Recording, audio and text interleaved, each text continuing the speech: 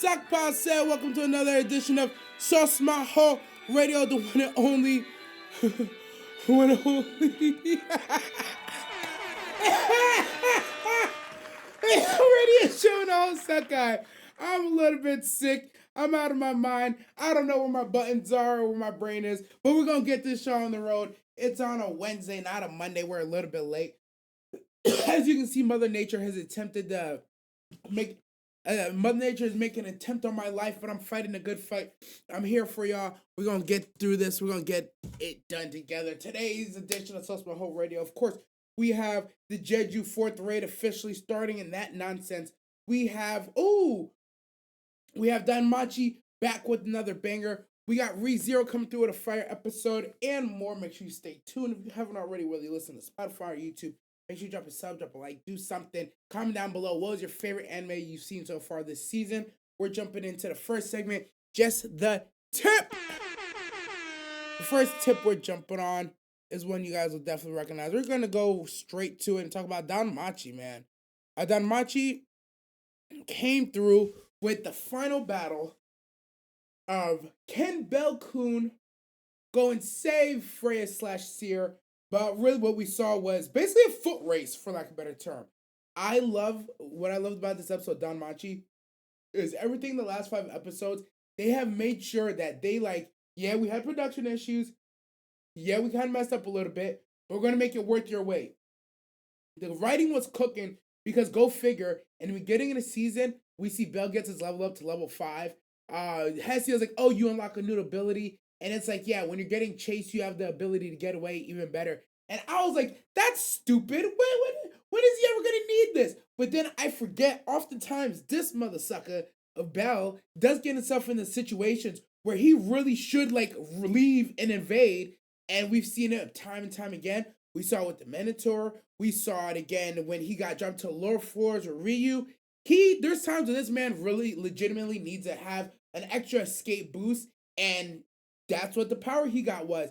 And I've been waiting for it to come around all season to see if it's gonna come in useful. I thought it was lame, but in hindsight, the author had already wrote it in. He always gets into some sort of escape situation, and that's why this ability is good for him. He needed an Argonaut at the time when he was seeking power. He was seeking that final clutch hit, and now he needs a means to buy himself time, escape, and do things, and now he has that special ability too. I actually like that based on his experience and based on what he needs. He does get these level ups in between here and there.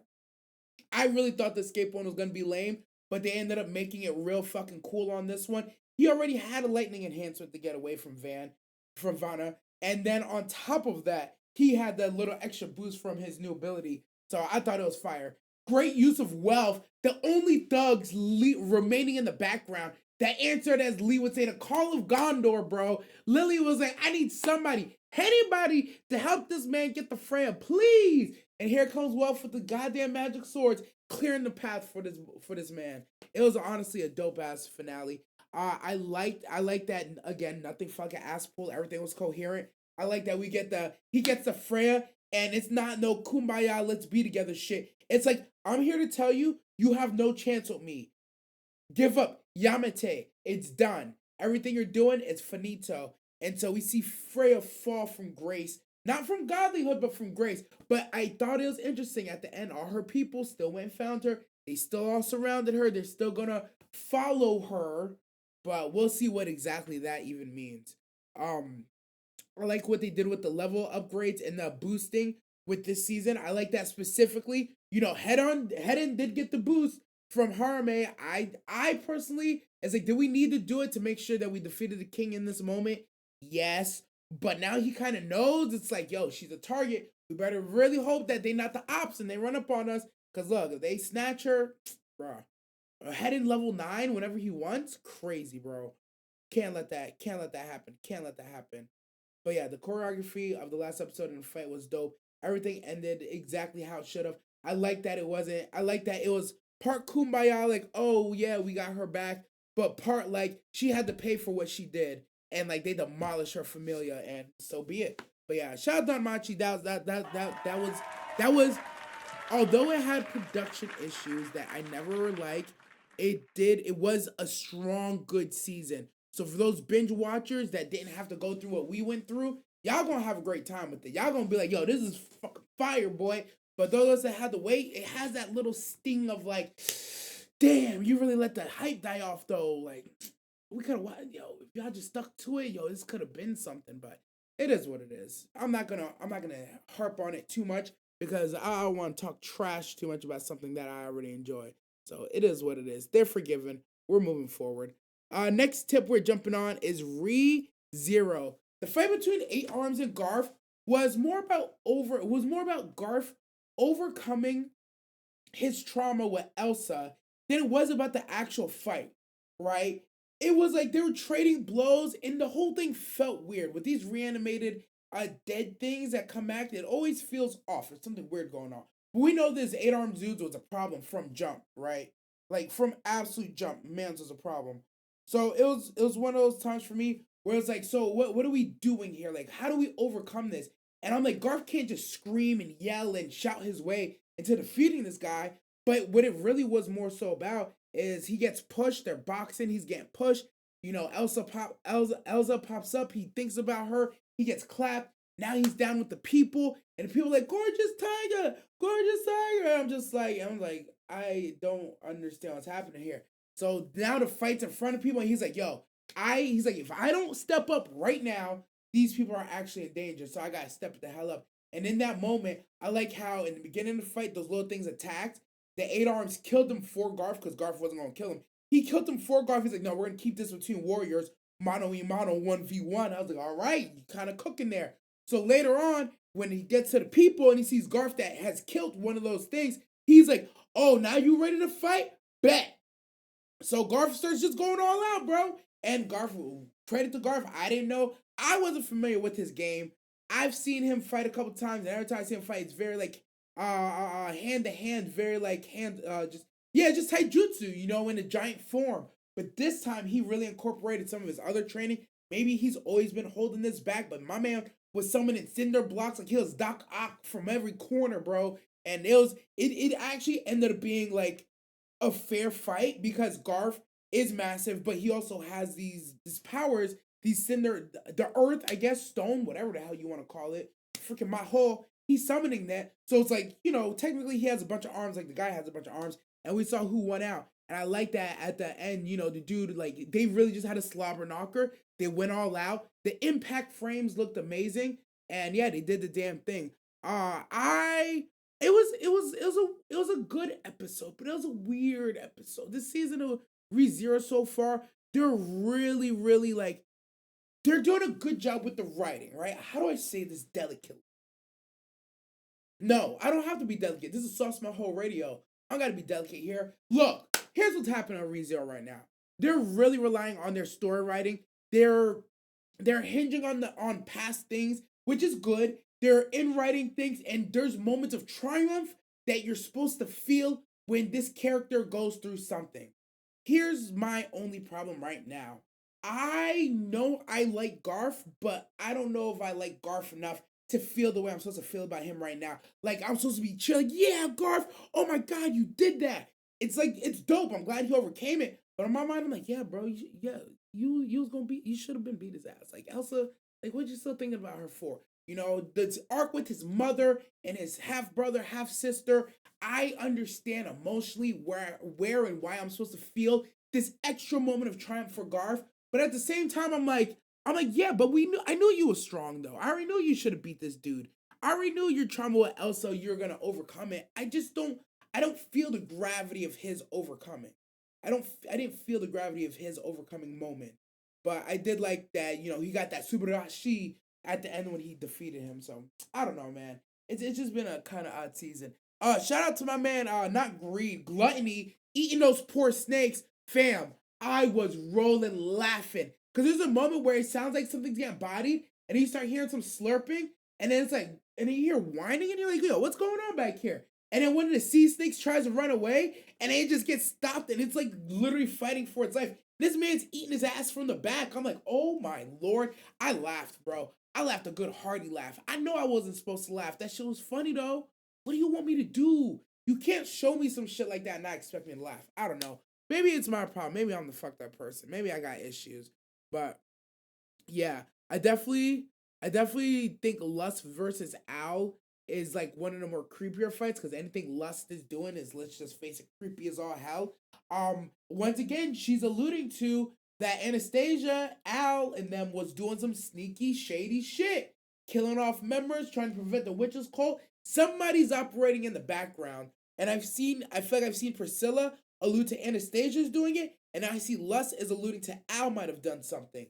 It might be two separate parties moving in tandem, not realizing that they're on the same side. I don't know what to do with that.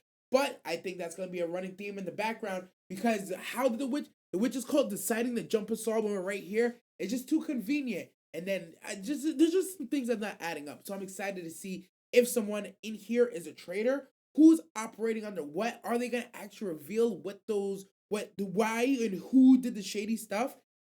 We're gonna find out. I don't know, man. I know enough to know that if the witches call is calling y'all out for doing shady shit, y'all might be doing some shady shit, man. I don't know. Maybe not greed, but I don't know, man. But anywho's, next tip we're gonna jump on is solo leveling. In this episode we got to see the S ranks go at it. Nepal versus Korea, and your boy was Team Korea. I thought it was just interesting how the fights went on. It's clear to me that not only does Japan have more S ranks, their S ranks are actually better quality. Maybe they've been around longer. Maybe they just have better abilities. I don't know what to make of that. It's interesting. I don't know if it's a population thing, but they're relatively similar. So I don't know what's in the water. What's in the water in Japan that they got so many S ranks and their S ranks are better than ours? I don't know. But I thought it was fire seeing our girl Chahae in accidentally, her automatic response to piece that dude up was amazing. Her fighting style, they called it a dancer. I'm like, the dancer? I'm like, she be stripping? Honestly, the way she fights is categorically beautiful, bro. Like, she's raining down, like, accurate, deadly, like, strikes from above, around. You don't know which angle she's gonna hit you from.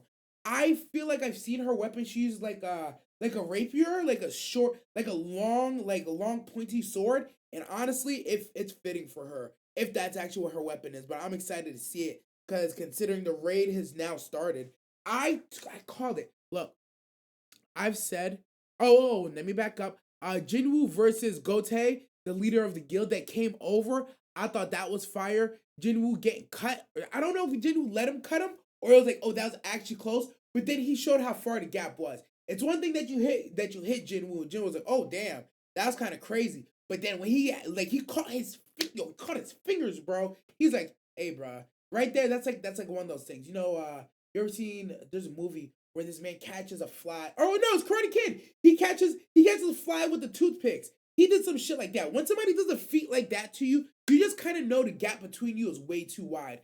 Jinwoo, they said it. They're like, yo, this guy's really going at Jinwoo. Jinwoo's not even using, like, I'd say Jinwoo was maybe like at 20% power. And maybe I'm being generous, maybe I'm not, but he was chilling, bro. He was big chilling.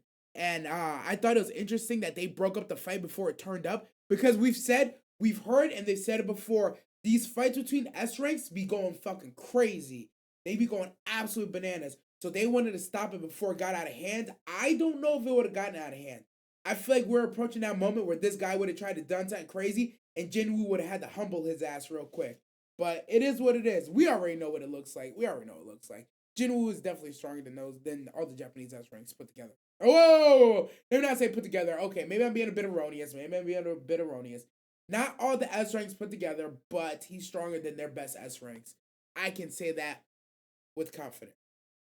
But yeah, I love that Jinwoo saved Chahae and she got to get another whiff of her man after she had to come through and save him. It was one of those things where like he saved her, but they still conceded. It's like, look, me intervening because I knew he had that bloodlust, like he was gonna kill you, and you might have been able to survive, but I'm not gonna risk it. We're gonna say everything here is done. Y'all lost, but like I had to stop this dude because he was actually about to pop off. Which is nice though, which lets me know that dude is actually a problem. The fact that Jinwoo felt like he had to jump in. That was nice. But I also think he saw that Chahae didn't think he was coming at her like that. And then he did, and he was like, oh, I gotta save her ass. Like legitimately save her ass. So I thought that was a cute moment for sure. I like that the as soon as soon as the Jeju raid started, right? So I'm actually glad I waited a little bit to do this, right? Because what happened for me was this. When they said what the plan was for the Jeju raid, I was like, this sounds kind of funky, bro. It sounds like Japan's like, we're here to be distractions, but we're not really gonna do anything.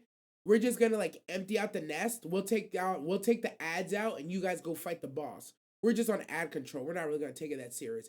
And they were doing good on ad control. The ants, for lack of a better term, with that many S ranks, it's actually easy. I can imagine, if they run into some of the white ants or bigger white ants, it might be a little bit more of an issue. But at the same time, it's like, they might be okay.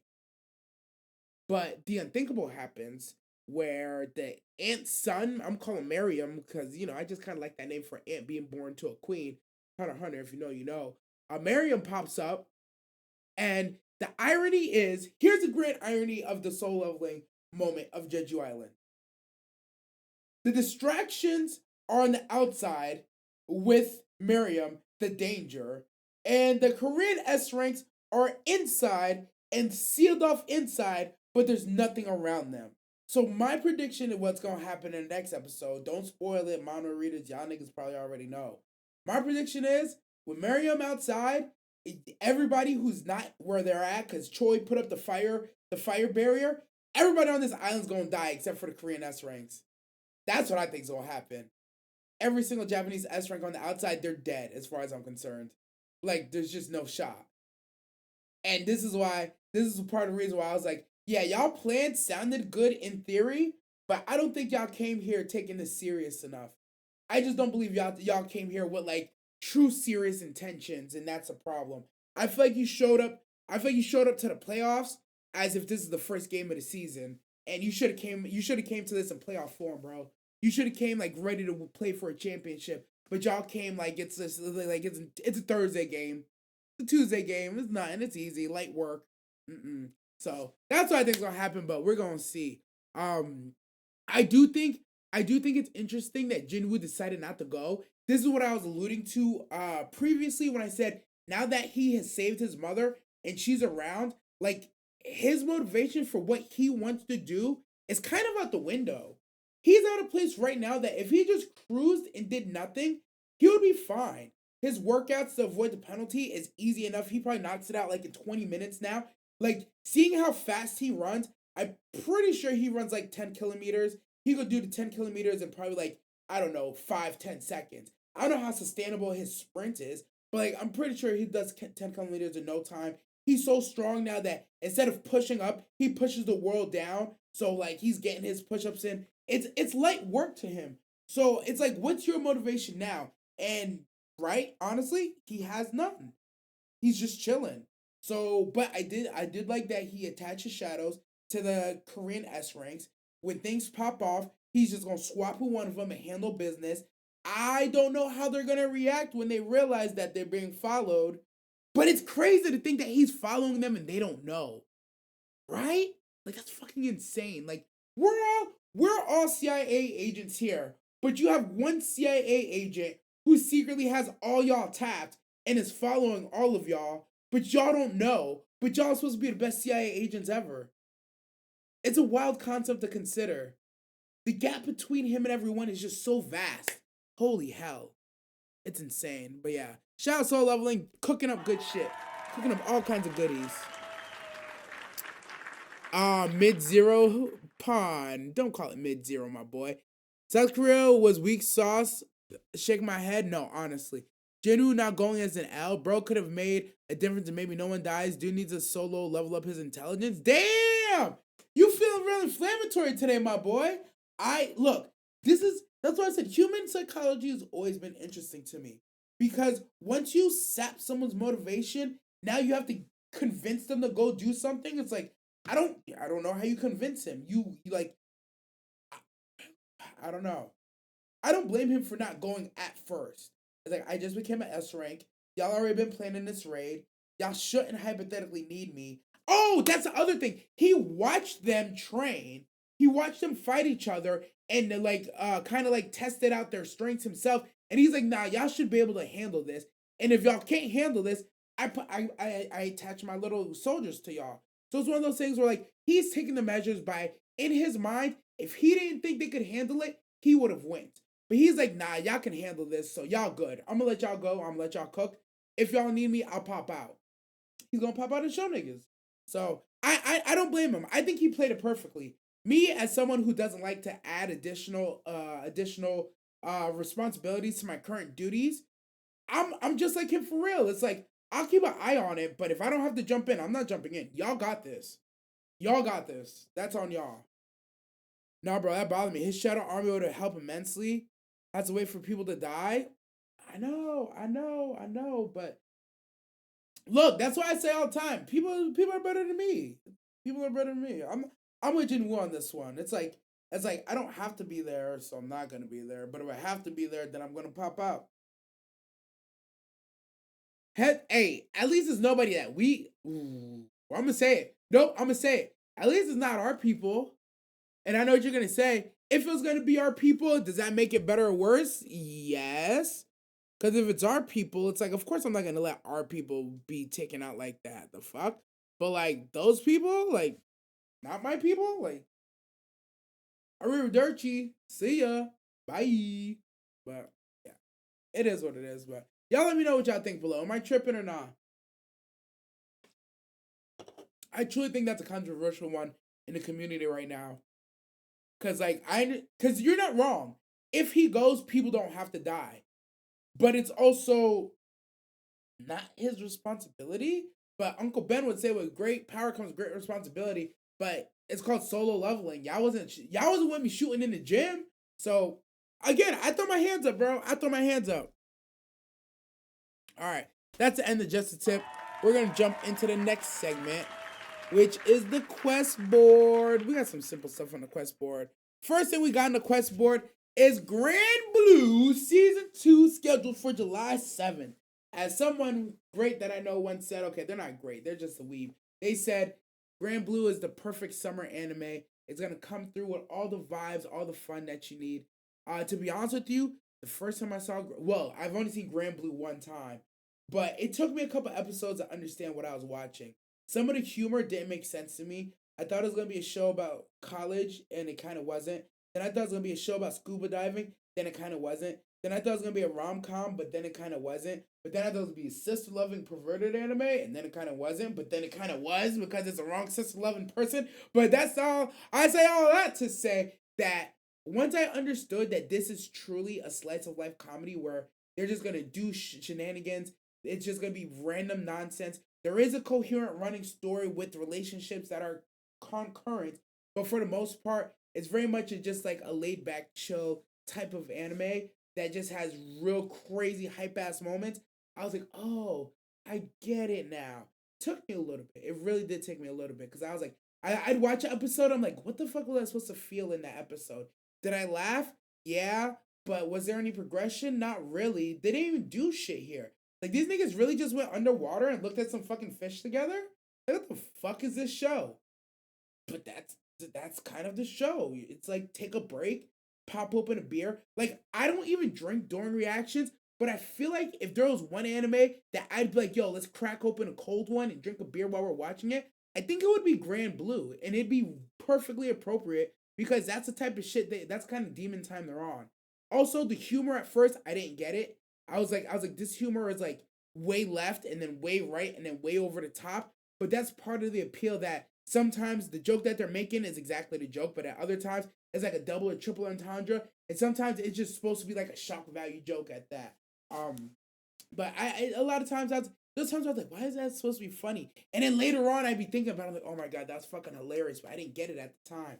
So yeah, Grand Blue, I am very happy to say I'm actually excited for this to come back. I hope this second season, we get a couple more hookups because there's some people I want to see smashing uglies. But I also want to see, what they got cooking with the shawties. Especially, what's the name of which one of the shawties in this show is like, canatonically, she's actually not ugly, but she tries to put on makeup and she ends up looking like a clown. She's funny, but I also like the shawty where like for most of the series, or most of the first season, I'm like, are you a man or not? Because there's times where she would say something like, uh-huh. I'm like, wait, what do you mean by that? What do you mean by that? What's in your pants? Yeah, I like that. I'm not gonna lie. Honestly, she's so bad that I'm not sure that I care. I don't say nowhere else, but I'm just saying, like, I hope there's nothing down there, but if there is, I'm gonna be like, you know what, that's okay. Grand Blue Season 2, I'm so excited. It's a good feel-good show. You know Bog, Foxy? You know Grand Blue? I never would have thought Grand Blue would have been something that you watched. I never would have thought. Cakey? Yeah, fucking Cakey, bro. Honestly, can I be real with you? I hope Lori gets a Cakey. I really do hope he clapped those cheeks up. I want Lori to actually clap all the shawties. I want Lori to clap all the shawties. Dead ass. I really do. But it's one of those things like, if he don't, I also understand. I also understand. One thing I do like about Grand Blue too, that the way that they tease with the will they, won't they give you a little bit of the freak shit, but then they pull it back away. They show you a little bit of something, and they're like, whoa, gotta pump the brakes on that. They do a good job with the push and pull. At first, it did frustrate me because I'm like, yo, just fuck one of these bitches. Like, stop being stupid. Why won't you smash? But it's like, I understand. I like what you said. It's a feel-good show. It is a feel-good show.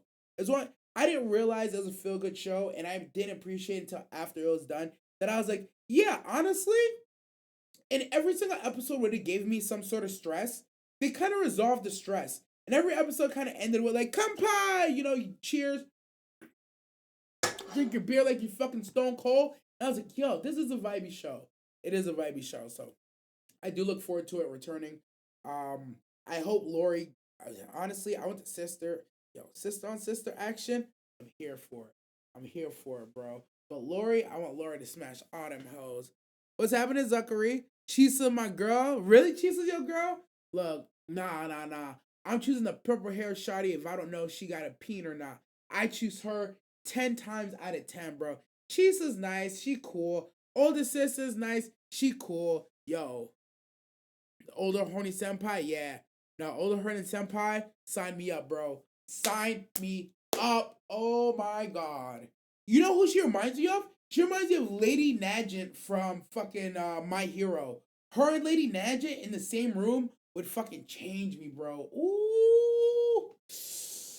I don't care if they're sisters, if they twin sisters, I'm smashing both sisters.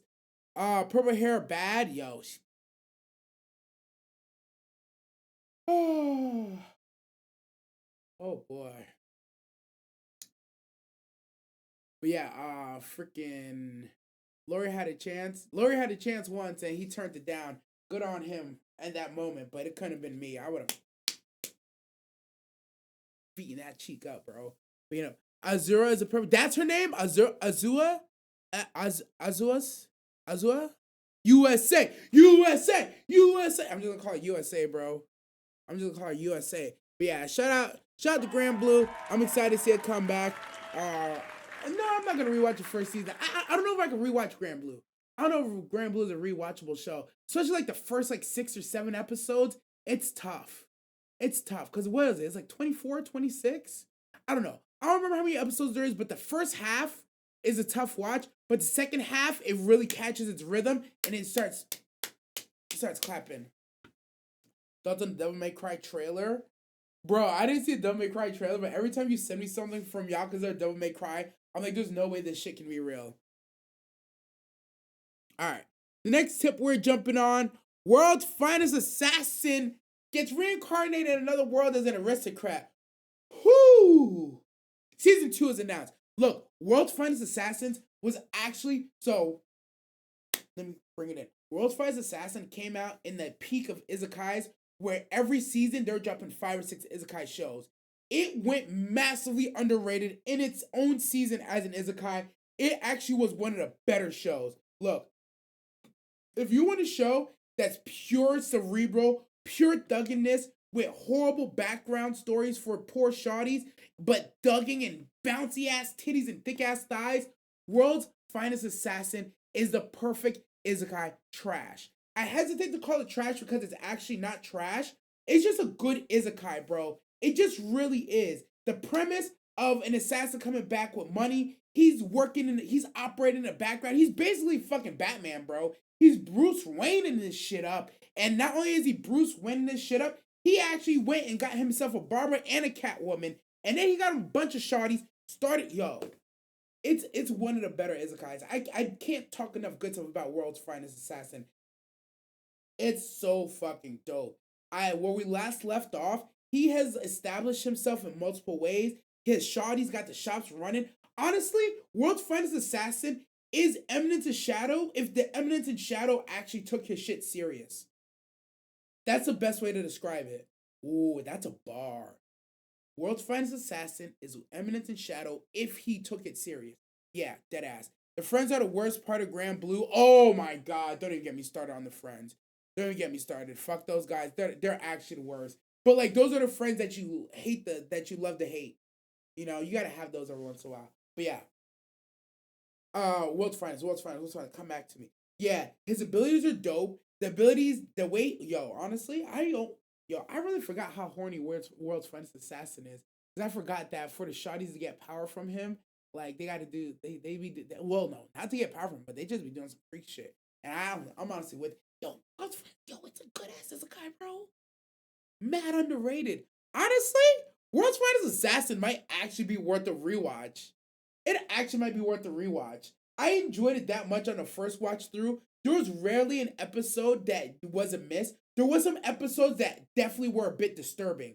That's what I'll also say. Some of the episodes of World's Finest Assassin are legitimately disturbing. I forgot to add that part. It was really better than I remember. Because I'm like, it's coming as I'm talking about it, and I'm excited for season 2, because where we last left off is he's in the process. A shawty from another country likes him. He's in the process of establishing his network. He has executed a couple of executions, and I believe that his father is like looking at him taking over now. So yeah, bro, it's crazy time. I'm hella excited. I might actually rewatch season 1. I think it's worth a rewatch. I think I'm gonna do that. But yeah, World's Finest, season 2 in production. Unfortunately, brother OG let me know that when his show says it's in production, unless it's like Mappa or Madhouse, it's usually like 2 years off. I was thinking we're gonna get this like at the end of 2025, beginning in 2026. This man said late 2026. I said, my heart, my soul. That painful. That pained me. But it is what it is. I'm excited for it. I'm just glad it's getting announced. And yeah, if I do, comment down below if you would want to see me do a season 1 rewatch of World's Finest Assassin. Because I'm not gonna lie, I would definitely do it. I don't know if I can do it on Twitch though. Because if I remember correctly, there's some real fucking horny moments in that shit. There's some fucked up moments too. Like, fuck. There was one time I think it made my stomach churn. What this dude was doing to these shawties in the fucking barn. Ugh. Woo, boy, it made me want to throw the fuck up. Anyways, we're gonna get into the next segment. Oh shit. Oh, you know what? That's fine. I just realized I forgot to do the waifu goddess Izakai. Damn. But that's okay. We're just gonna jump into the awards of the week then. Jumping into the next segment. Yeah, I'm not gonna lie, I'm sick anyways. This is gonna be a short one. Sorry, y'all. But I know some of y'all like some of the longer, thicker ones. Giggity. No phrasing intended. But this one's not gonna be that. Especially because I don't have my waifu goddess Izakai. I can't believe I forgot to do that. I'm so ashamed of myself right now. All I have to do is make the thing. You know what? Next week is gonna be College DxD, unless another show comes up or comes out that I change my mind. But right now it's gonna be College DxD. So make sure you stay tuned for that. We're gonna get into the awards of the week. First award of the week goes to Blue Box Romance of the Week. Taiki is more torn making his decision between Hina and Chi Senpai than I originally thought. There's multiple times, especially after Lee had said something about Chi Senpai's order and Hina's chaos in his mind.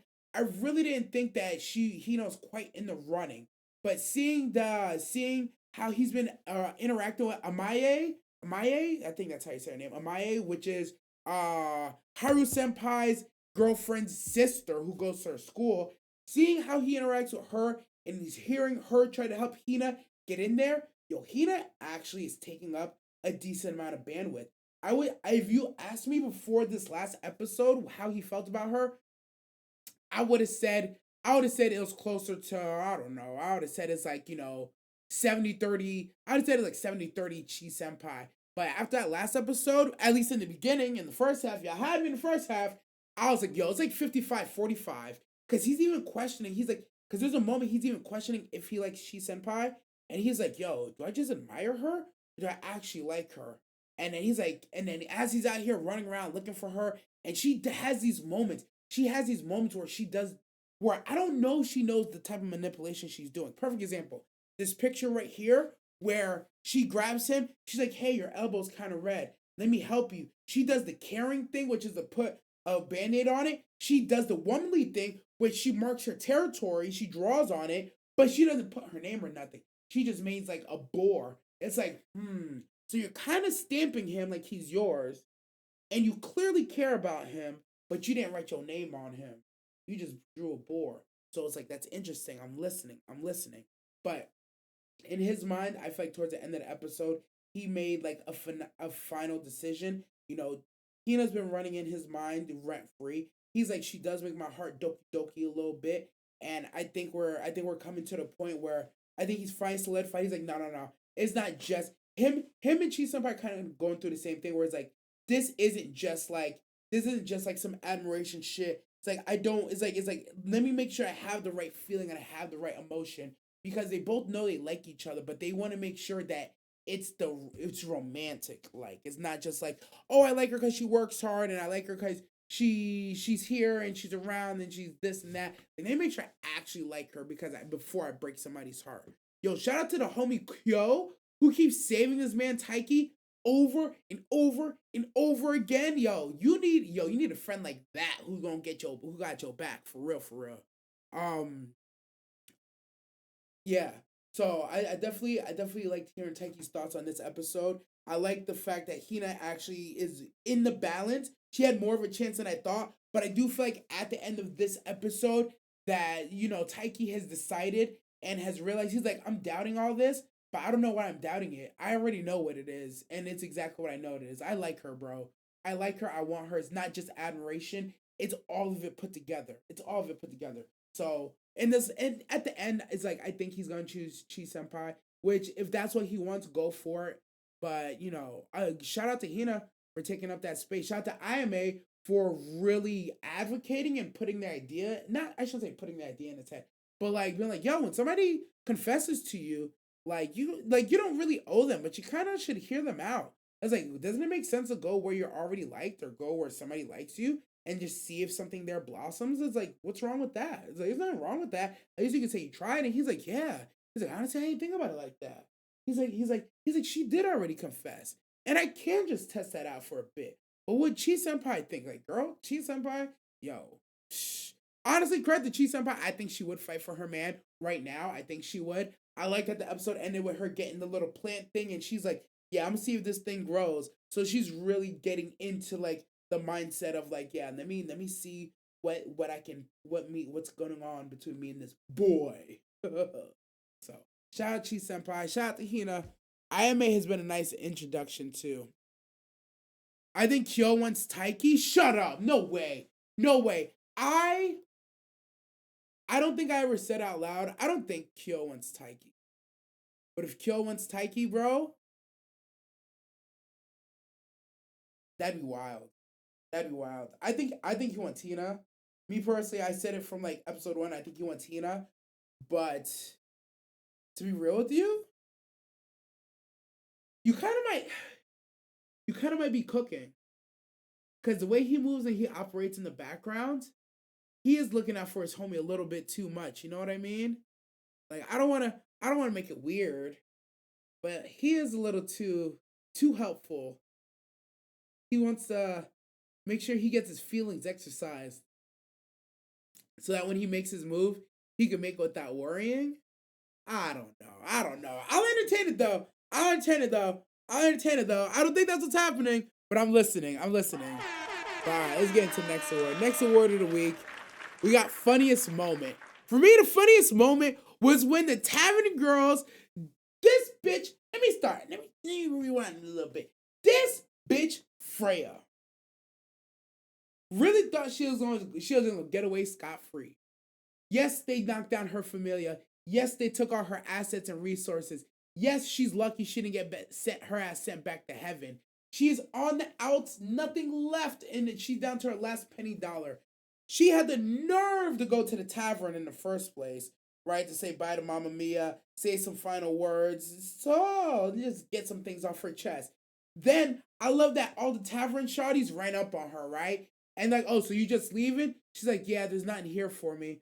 I'm leaving. Don't follow me. I'm gonna go do my thing, and I don't deserve to be here. And Ryu came up. She said, "Come here, bitch! Chum! Yum! You thought you just gonna leave? You thought we gonna let you get away with this shit? Nah, your punishment. You think you just You getting to leave is you getting to walk away. No, your punishment is you're staying.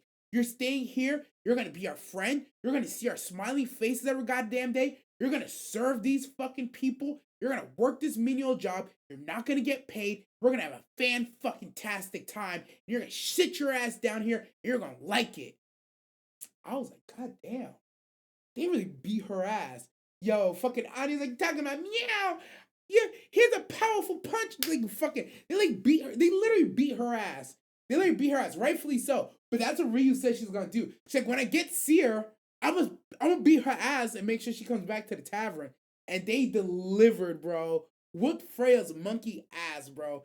I love that the Freya body, Freya voice switches between Freya and Seer. Whenever she's like, I'm just a woman, I'm just a girl, I'm just a woman, I'm just a girl. Yo, it's like, yo, I really thought they're gonna let Freya walk off into the sunset. And to be honest with you, her being like exiled from Ord or having to leave or XYZ, well, it's a fitting punishment. But I like that. Like, no, you're gonna sit in this embarrassment. Like, your ass got caught. You walking away is not a good enough punishment. You're gonna sit here with us, and we're gonna remind you, like, hey, you remember that one time that you faked like you're one of us, and you're being our friend, but you're a goddess, and you lied to us to our fucking faces. You remember that? Yeah, clean the fucking dishes, bitch.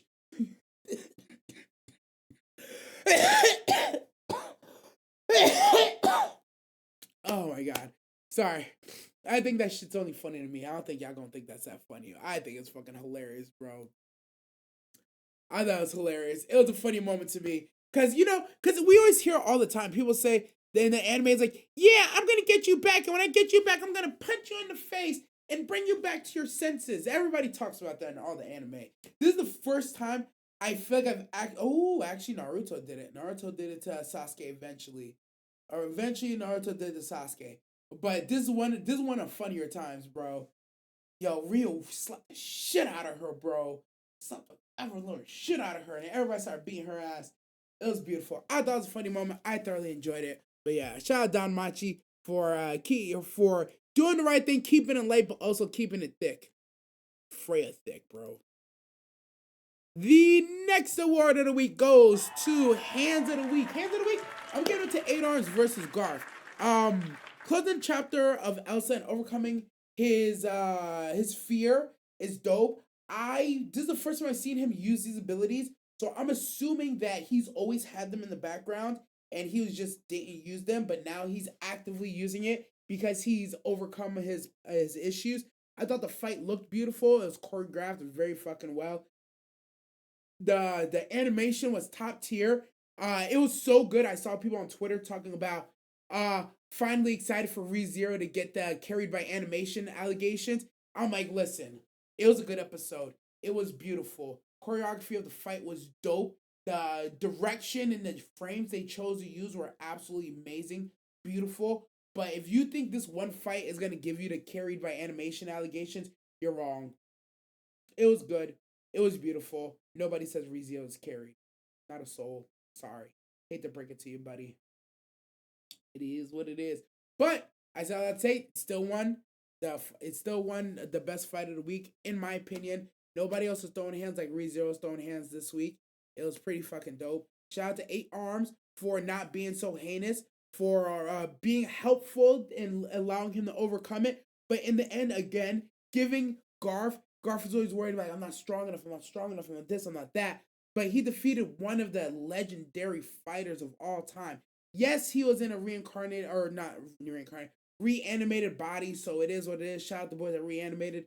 So it wasn't at its highest power, But the fact that even the dude of Subarashi, there's a little element of life left in him where he was like truly impressed with what Garth was doing. And that's a cosign that you can always have. That's like, that imagine you go to like a LeBron or like a Michael Jordan or a Steph Curry camp, right? And it's one of those camps where you get to, you get to play one-on-one versus LeBron for 2 minutes or one-on-one versus Curry for 2 minutes.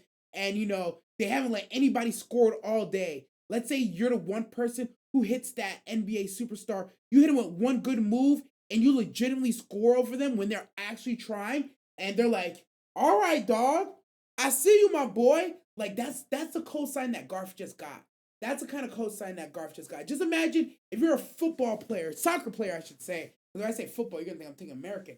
If you're a soccer player and, like, you're going one-on-one versus Messi and you break his ankles and you score and he's like, yo, this kid's got it. That's the kind of moment Garth just had. So shout out to Garth. Shout out to this fight. Shout out to ReZero team. That was some good shit. The next award of the week, we go to Most Despicable. Apothecary Diaries. We need to have a conversation. Because when I tell you, this show continually keeps me on my toes and guessing as to what the hell and what the fuck we're going to do next. So the late Emperor, we know he likes him young. Real fucking young. He's really into some of the, if he could choose one thing to be into, it'd be A minor to that point. I was in their impression that he was just a disgusting pervert, which he still is. Let me make that clear. But after you get the little bit more of the backstory, to find out this man is legitimately scared of MILFs blew my mind. He's scared of MILFs. He sees a thick 34-year-old baddie coming his way, and he's like, no, He sees a nice, fine, tight 28-year-old. He's like, get away, I can't do it. God forbid a fucking 15-year-old walks up to him, and all of a sudden he's locked in like it's the fourth fucking quarter, and his name is goddamn Michael Vick. What are we doing here? But what they've done well is what Apothecary did well was they showed that his trauma is something happened to him in his past that legitimately made him afraid of older milfy women, and the only people he can even speak to or even like conversate with is just younger people. I'm not giving him a pass. He's still disgusting. He's still a pervert. He should have worked on that trauma, overcame it. But there's times in a story when you can see that someone is truly partially a victim, and I almost had to give him that pass. Because what it was for me was when, so in the story goes, right? The wife, the girl that he took, the current dower empress, right? He got her when she was young. She had a son for him, right? As she got older, he stopped looking at her and he started going after younger bitches again because he couldn't deal with the MILFs. So she got so upset about it that she went into his room knowing that it would petrify him. And I'm going to say this, I am assuming that she R-worded him. I'm assuming that she put that thick milfy body all over him, gave him a night he could never forget, and he would never forget because he did not want it. She went and she broke him. She said, if you're not going to be in the MILFs, I'm going to make sure you can't handle nothing. And after she did that to him, whatever she did, I don't know, she just rode him. I don't know, she took him. I don't know, she just like was like, yeah. Yo, I ain't going to hold you. I'm going to say, I'm pretty sure she R'd him. I'm pretty sure she did. And right now somebody's like, how can she R-word him? Yo, that nigga was not willing. He did not, he did not look like he was consenting to any of the shit that was going on. Mind you, that's not good on his part because, like, first off, like, of all the people that you should consent to, a thick MILF should be an absolute thumbs fucking up, my boy. But we're going to talk about that later. But she forced herself upon him. He ain't want it, so it is what it is. But she also stopped him from perpetrating the horrors, or I hesitate to say horrors because it's not like he was, oh God, no, I'm not defending him. I'm not going to defend him. I will not defend him. Okay. I have to choose my words carefully here because what he was doing is still not okay in my book, but at least it wasn't heinous, right? It wasn't like he was taking it from them and forcing himself upon them. He just had a younger target demographic that he should not fucking have, but it's because of his trauma. Yeah, I'm not defending him. No, fuck him. So yeah, she broke him, bro. She broke him, and he never went after that demographic again, which is a net positive for the world. I'm gonna say it. Yeah.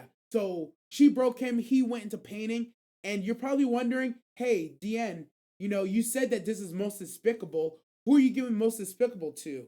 Is it her for forcing herself onto him to stop him and give him trauma from going after a younger demographic? Or is it him for going after the younger demographic? The true answer is both. They're both despicable. No one should force themselves on someone else, number one. Number two, if you are a grown man, if you're a grown person, you should not be going after a super young demographic. Get the fuck out of there. What's wrong with you? Seek God. But I say all that to say this Empress is crazy, bro. She pushed up on the Emperor when she was young. She knew she liked him young. This Emperor is insane because we're talking about a Maserati, a Sarah J, a Lady Sonia could pull up on this Emperor and he would run away crying. It's insane. It's insane thing about it. It's insane. Imagine a bad bitch give you coochie and you scared. A good thick bad bitch give you coochie and you scared. That's crazy. That's crazy as hell. But yeah, Apothecary, most despicable, goes to both the Empress and the Emperor. It goes to both. What's going on? I'm in the middle of a radio show. We're talking about Apothecary Diaries. We're talking about Apothecary Diaries right now. And who gets most despicable? They both get the most despicable. Apothecary Diaries has been cooking, honestly. It's really been cooking in the background. Fantastic shit. Having a good time with it. So shout out Apothecary. Most despicable goes to the Empress and the late Emperor. They were made for each other. Honestly, they're fucking made for each other. I wish them nothing but the worst. I hope she does think she cooked them. All right. Moving to the next award of the week. We go to the best plot twist. Best plot twist is an easy one. We're getting to solo leveling, bro. Best plot twist goes to, I said it earlier, we went into JEJU Island. 4th raid started. We came ready to box up Miriam's ass. Pop, pop, pop. Put hands on him. We jumped in. Miriam's not there. The plot twist is, instead of them running up on him, they thought they were running up on JEJU Island. JEJU Island is about to run up on them. The fucking whole story got flipped now. I wish them the best of luck. They're about to get their asses ate, bro. They really are. I personally am excited for next week. I don't know if the Japanese S ranks are going to be able to hold up. I do think it's interesting that he went after a healer first. Healer first, it signifies like 1, strategy, 2, ability, and 3, consciousness. Consciousness? No, not consciousness. What word am I trying to think of? That nigga's smart, bro. That nigga's smart. Yeah. He's like, oh, like he could sense that was a healer, or maybe he heard the words and he's like, oh, this one can fix others. Gotta go. Because me personally, y'all know when I'm playing Marvel, I'm jumping that back line. If I could kill your healers first, everybody else is easy pickings, bro. Everybody's easy pickings, and I'm gonna pick through it like a kid in a candy store, grabbing everything, bitch. But yeah, that's a plot twist of the that's a plot twist of the week. I'm not surprised that the Japanese S ranks got jumped first, but I'm sure they fucking were. I'm hella excited for it. And the last award of the week, while we're talking about solo leveling, award of the week goes to solo leveling. Episode of the week goes to solo leveling. It was just the best episode, hands down, bar none. We got to see so much boxing. There was so much in between. There was a lot of lore with what's going on in JEJU. You got all the people pulling up. Everybody's optimistic, hopeful. The pieces are moving. Jinwoo has decided not to go. He stayed back, but his shadows went. It was a fire episode beginning to end. This week of anime, ReZero had a good episode, but again, like I said, solo leveling moved me a little bit more. ReZero Garth's story, I know it's supposed to be an up and coming story. It's supposed to be a story of triumph, but it really didn't just land with me personally. I objectively know it was a good episode, didn't land with me. It is what it is. The fight was dope, everything was cool, but I enjoyed solo leveling more. Apothecary had a great episode, but it moved me greatly, disgusted me, but it wasn't a better episode this week than Solo Leveling. But so shout out Solo Leveling holding down POP top titty of the whole bunch. Did that make sense? Top titty of the whole bunch? I don't know where I was going with that sentence. But yeah, Solo Leveling gets an episode of the week in my book, and that is that. Ooh, that was a good episode of So Lovely. Sauce Maho Radio. But yeah, that's the agenda for today. This has been the 22nd episode of Sauce Maho Radio. If you told me all these weeks and months ago when I started this, I would make it the 22 episodes, I said, maybe. 26 means I've been doing it for 6 months. So we're about a month away from our 6-month anniversary of Sauce Maho Radio. To all the active listeners, people who watch, listen, tune in on the Twitch all the time. I appreciate the hell out of y'all. You know, without y'all, this isn't even a thing. The love is real. I know objectively for the size of the Sauce Maho Radio channel and the work that goes into it. It is pound for pound. It's out kicking its coverage. To be able to pull consistently 100 views on a new channel is tough. We're not at 100 subs yet. We're almost there, not there yet, but that's cool too. I'm just excited to see this reach out to people. I like that I get to do this. My random amount of anime knowledge just gets to be pervased into the world and just distributed. It's my favorite night of the week. Great show tonight. Yeah, Foxy loves Sauce Maho Mondays. Usually it's Mondays, but Foxy came through on a Wednesday too. But yeah. It's been real fun, and I think we're reaching that point where the current format of the show is good, but I have enough episodes under my belt that we're gonna do a little revamping, maybe have some guests on and figure out what we like, what we don't like, and switch things up a little bit. But I look forward to the continued success of Sauce Maho, and whatever path ahead may lie. But yeah, a lot of anime shit. I didn't talk about Invincible. I didn't talk about no K-drama stuff. We didn't talk about no Daredevil. Daredevil came out. That's been fire. But, we might branch out into some different things. I feel like Sauce Maho doesn't have to be about anime. I could talk about whatever I want. And that's what I like about this. So, who knows? We'll see. We'll bring some people on. We'll get it popping. We'll keep it nice and fun. But yeah. Bro, Invincible is crazy. Oh, my God. Let me tell you. Bonus content for Sauce Maho Radio. Yeah, last week's Invincible, fucking Battle of the Marks was fucking wild.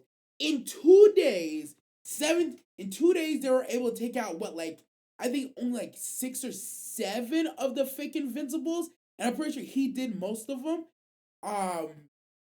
Yeah, I freaking Angstrom, this is one of those, I love what I liked about Invincible right now. What they're doing with this season is the way they are painting the gray area that exists in the world is so rich, because it's one of those things like in Mark's struggle, he's like, oh no, I killed Angstrom. I'm a bad person. Oh my God. Whole time he didn't kill Angstrom.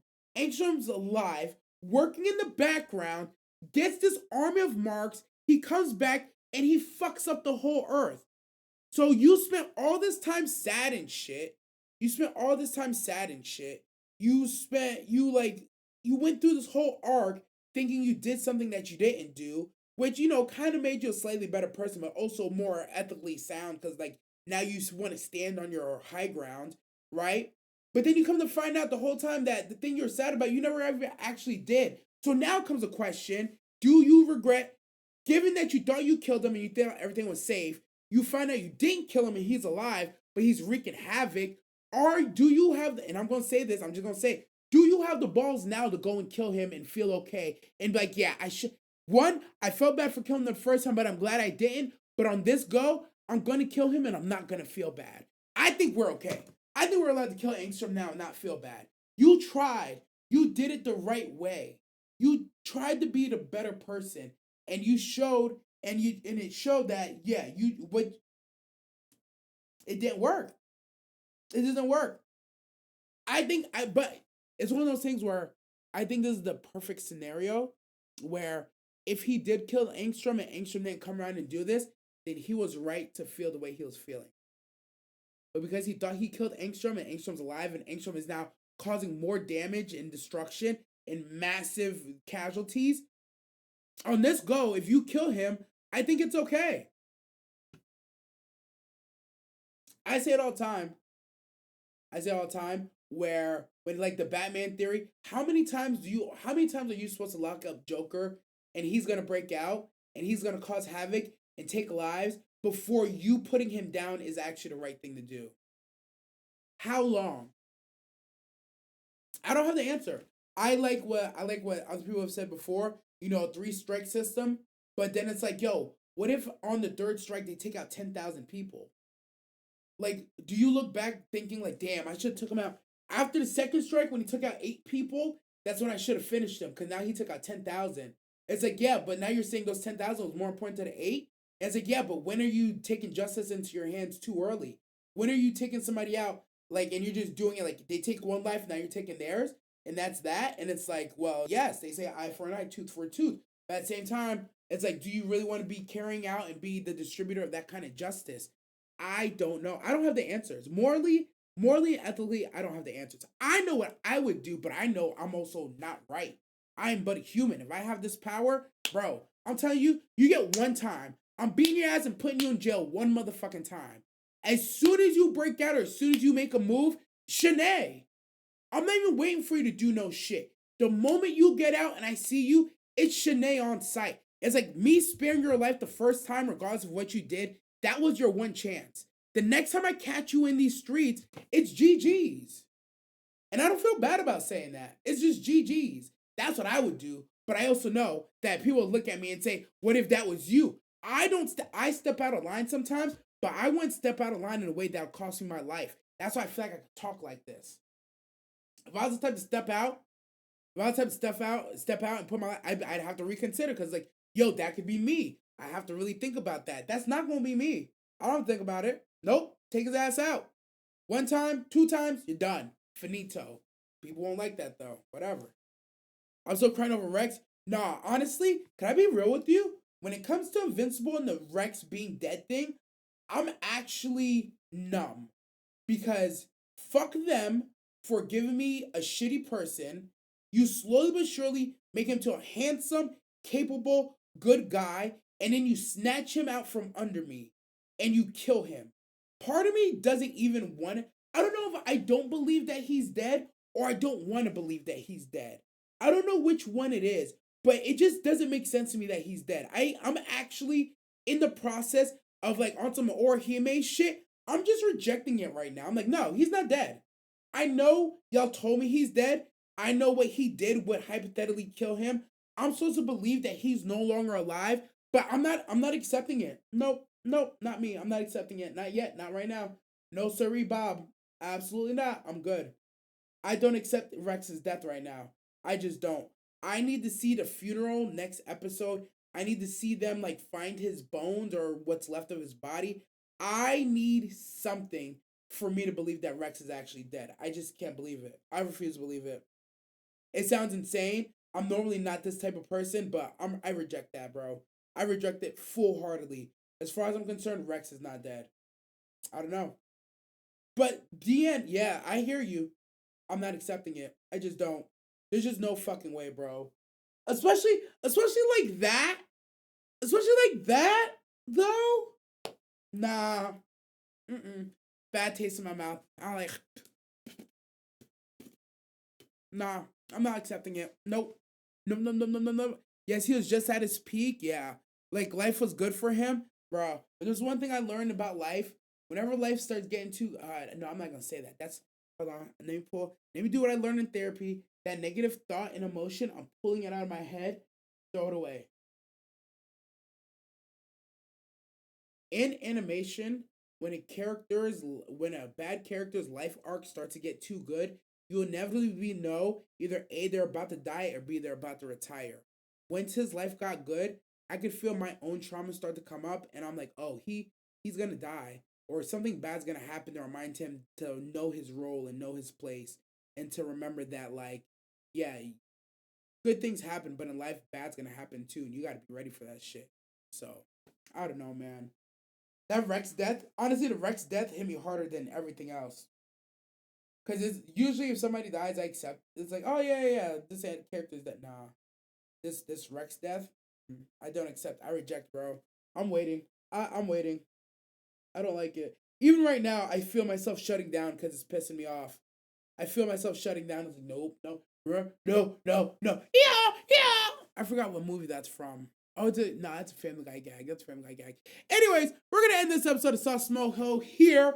Bonus content, Invincible talk at the end. That was fun. But we're gonna get up out of here. Remember, Discord link is on the channel and in the description if you want to join, if you want to call in, if you want to come through. We're live on Twitch every Monday night. Crash Out King DN. That link is also in the description and below. If you got the sauce, share the sauce. It's the one and only anime radio show in the whole Sakai, hosted by DN, formerly known as Director Nasty. That's me. Y'all have a good night. Take it easy. Drink the water, wash your ass. You got the sauce, share the sauce. That's how we do it.